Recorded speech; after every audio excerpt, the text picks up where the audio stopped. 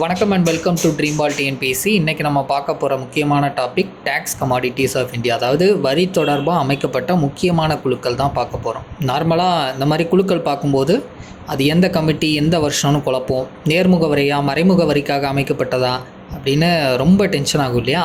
So அதனாலேயே இந்த வீடியோவில் ஈஸியாக மெமரி பண்ணுற மாதிரி ஷார்ட்கட்ஸோட ராஜா செல்லையா குழுவிலேருந்து லாஸ்ட்டாக இப்போ அரவிந்த் சுப்பிரமணியன் குழு வரைக்கும் எல்லாத்தையுமே கிளியரான கான்செப்டில் எக்ஸ்பிளைன் பண்ண போகிறேன். ஸோ லாஸ்ட்டில் பார்த்தீங்கன்னா ஒரு குயிக் ரிவிஷனாக ஒரு ப்ராக்டிஸ் குவிஸ் மாதிரி இருக்கும். ஸோ வீடியோ கடைசி வரைக்கும் பாருங்கள், சரிங்களா? இப்போ முதல்ல நம்ம பார்க்க போகிறது ரொம்பவே முக்கியமான ராஜா செல்லையா குழு. 1991 இந்தியாவில் எல்பிஜி கொள்கையை அறிமுகப்படுத்தினாங்க. அதாவது லிபரலைசேஷன், ப்ரைவேட்டைசேஷன், குளோபலைசேஷன் அப்படின்னு நினைவு இருக்கா? அப்போது இந்தியாவோட வரி அமைப்பை நவீனமயமாக்கணும் அப்படின்றதுக்காக அமைக்கப்பட்ட குழு தான் இந்த ராஜா செல்லையா குழு. இவங்களோட முக்கியமான பரிந்துரைகள் என்னென்ன அப்படின்னா, வரி அமைப்பை எளிமையாக்கணும், அதாவது சிக்கலான வரிகளெல்லாம் குறைச்சி அமைப்பை சிம்பிள் ஆக்கணும் அப்படின்னாரு.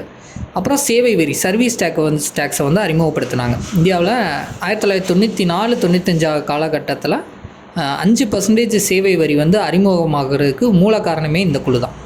எடுத்துக்காட்டுக்கு சொல்லப்போனால், அந்த ஹோட்டலில் போனோம்னா அப்போ சர்வீஸ் டேக்ஸ் பில் போடுறது, ஃபோனில் நம்ம பேசுகிறதுக்கு பில் கட்டுறது, இந்த மாதிரியான சேவை வரி 5% அப்போ தான் அறிமுகப்படுத்தினாங்க.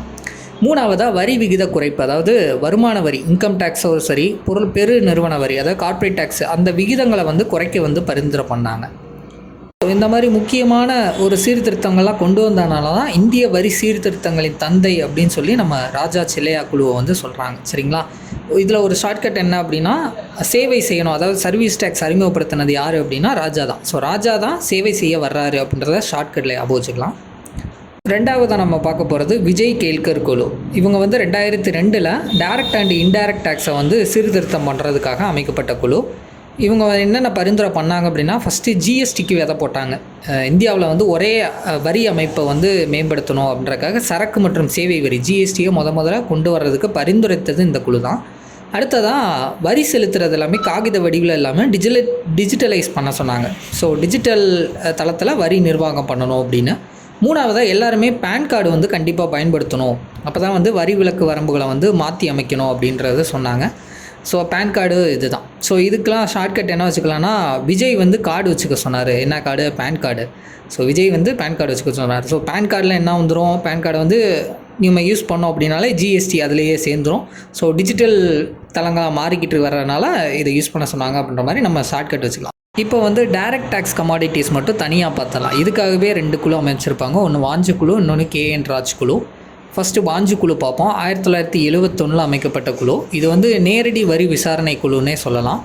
1971 அமைக்கப்பட்ட வாஞ்சு குழுவோட முதன்மையான வேலை என்னென்னா, கருப்பு பணம், அதாவது பிளாக் மணி, அது போக வரி ஏய்ப்பு செய்கிறாங்க இல்லையா, அதெல்லாமே தடுக்கிறது தான் இவங்களோட முக்கியமான வேலை. அது மட்டும் இல்லாமல் இன்றைக்கி நம்ம எல்லோரும் வச்சுருக்கிற அந்த பேன் கார்டு இருக்கு இல்லையா, அதுக்கு அஸ்திவாரம் போட்டது இந்த வாஞ்சு குழு தான்.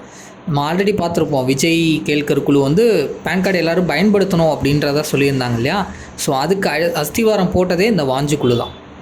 ஸோ இதுக்கு ஷார்ட்கட்டாக எப்படி வச்சுக்கலாம்னா, கருப்பு பணத்தை வாங்குறதுக்கு, அதாவது பிடிக்க வந்ததே வாஞ்சு குழு தான் அப்படின்ற மாதிரி ஆவச்சுக்கலாம். கருப்பு பணத்தை பிடிக்க வந்தது வாஞ்சு குழு அப்படின்ற மாதிரி ஆவச்சுக்கலாம்.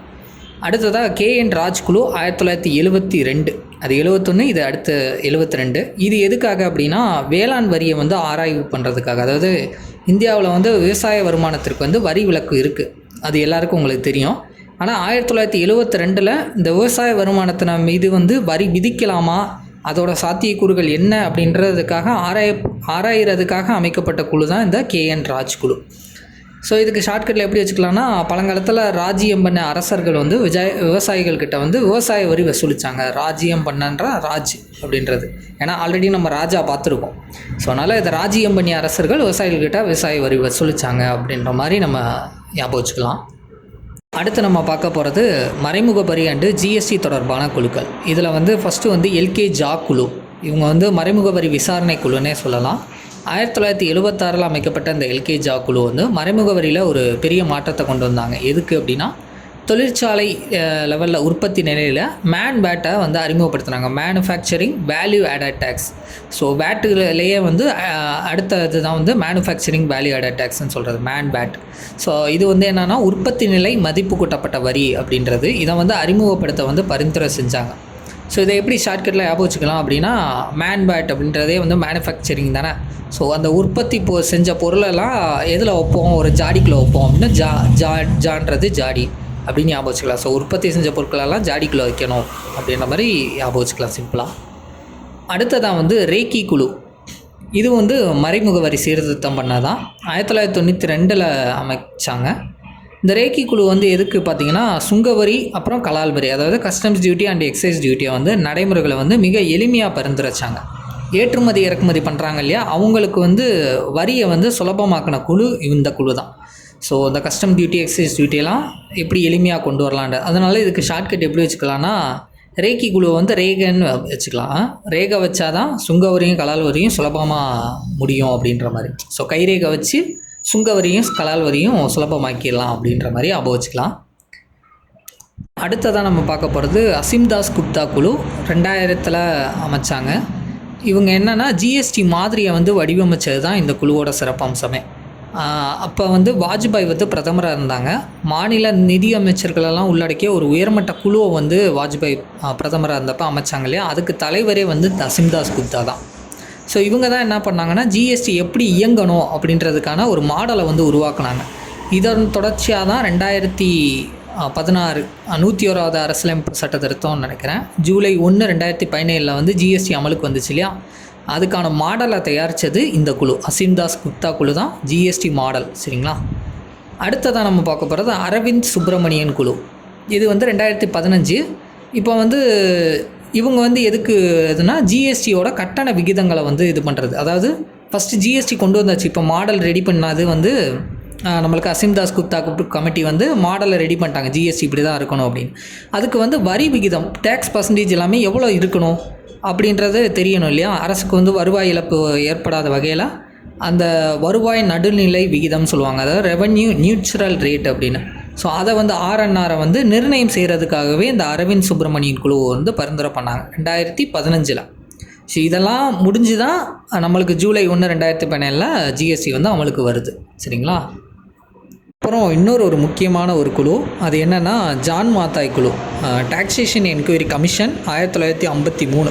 சுதந்திர இந்தியாவோட முதல் வரி விசாரணை ஆணையம் வந்து ஜான் மாத்தாய் தான். ஸோ சுதந்திர இந்தியாவோட முதல் நிதியமைச்சர் யார் அப்படின்னா ஜான் மாத்தாய். சரியா. 1953 அமைக்கப்பட்ட இந்த ஆணையம் தான் மத்திய மாநில அரசுகளுக்கும் மற்றும் உள்ளாட்சி அமைப்புகளுக்கு இடையே வரிகளை வந்து எப்படி பிரிச்சுக்கிறது அப்படின்றதுக்கான ஆராயிறதுக்காக அமைக்கப்பட்ட ஒரு முதல் குழுன்னே சொல்லலாம். ஸோ இதை நான் முன்னாடியே கொண்டு வந்திருக்கணும், அதை மிஸ் பண்ணிட்டாலே, அதை நான் லாஸ்ட்டாக ஆட் பண்ணிட்டேன். ஸோ சுதந்திர இந்தியாவோட முதல் வரி விசாரணை ஆணையம் வந்து ஜான் மாத்தாய் குழு தான், 1953. ஓகேப்பா. ஓகே, அவ்வளோதாங்க, ஃபுல்லாக நம்ம பார்த்தாச்சு. இப்போ லாஸ்ட்டாக வந்து குயிக்காக ஒரு ரிவிஷன் மாதிரி ஷார்ட்கட்டோட பார்த்துடலாமா. ஃபஸ்ட்டு வந்து ராஜா செல்லையா குழு. இவர் வந்து இந்திய வரி சீர்திருத்தங்களின் தந்தை. அப்புறம் சேவை வரி இம்ப்ளிமெண்ட் பண்ணார் இல்லையா, அதனால் ராஜா வந்து சேவை செய்கிறதுக்காக வந்தார் அப்படின்ற மாதிரி ஷார்ட்கட் வச்சுக்கலாம். கேல்கர் குழு வந்து ஜிஎஸ்டியை பரிந்துரை பண்ணாங்க, பேன் கார்டுக்கும் எல்லோரும் வச்சுருக்கணும்னு சொன்னாங்க. ஸோ விஜய் வந்து பேன் கார்டு அப்படின்றதை ஞாபகம் வச்சுக்கோங்க. வான்சு கமிட்டி அப்படின்னாலே கருப்பு பணத்தை வாங்கிட்டாங்க, இப்போ கருப்பு பணம் அது போக நேரடி வரி தொடர்பானது. KN ராஜ் குழு வந்து விவசாய வருமான வரி தான், ஃபுல் அண்ட் ஃபுல் விவசாயம் தான். ஸோ ராஜ் அப்படின்னாலே ராஜ்யம் பண்ணிய அரசர்கள் வந்து விவசாய வரியை வந்து வசூலிச்சிட்டாங்க அப்படின்னு ஞாபகம் வச்சுக்கலாம்.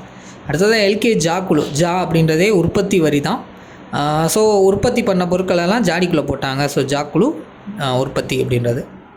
ரேக்கி குழு வந்து சுங்கவரி கலால் வரி. ஸோ ரேகை வச்சா தான் வந்து சுங்க அனுமதி கிடைக்கும் அப்படின்றத ஞாபகம் வச்சுக்கலாம்.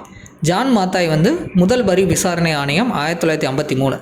அவர் தான் வந்து முதல் நிதி அமைச்சரும் கூட 1953 காலகட்டத்தில். ஸோ அடுத்ததாக வந்து அசிம்தாஸ் குப்தா ஜிஎஸ்டியை வந்து மாடல் அறிமுகப்படுத்தினது, ஜிஎஸ்டி மாடல். ஸோ குப்தா அப்படின்னு ஞாபகம் வச்சுக்கலாம். லாஸ்ட்டாக அரவிந்த் சுப்பிரமணியன் வந்து ஜிஎஸ்டிக்கான அந்த கட்டண விகிதத்தை நிர்ணயித்தார். ஸோ ஜிஎஸ்டி ரேட்டுனா சுப்பிரமணியன். அவ்வளோதாங்க. இந்த பிடிஎஃபை நான் டெலகிராம் சேனலில் கொடுக்குறேன், வேணுங்கிறவங்க நீங்கள் நோட்ஸாக எழுதி வச்சுக்கோங்க, இல்லை இந்த பிடிஎஃபை வந்து ஒரு பிரிண்ட் அவுட் எடுத்து நீங்கள் யூஸ் பண்ணிக்கலாம், பிரச்சனை இல்லை. ஸோ அந்த வீடியோ பிடிச்சிருந்துச்சுன்னா லைக் பண்ணிவிட்டு உங்கள் ஃப்ரெண்ட்ஸ்க்கு ஷேர் பண்ணிடுங்க. Thank you to all.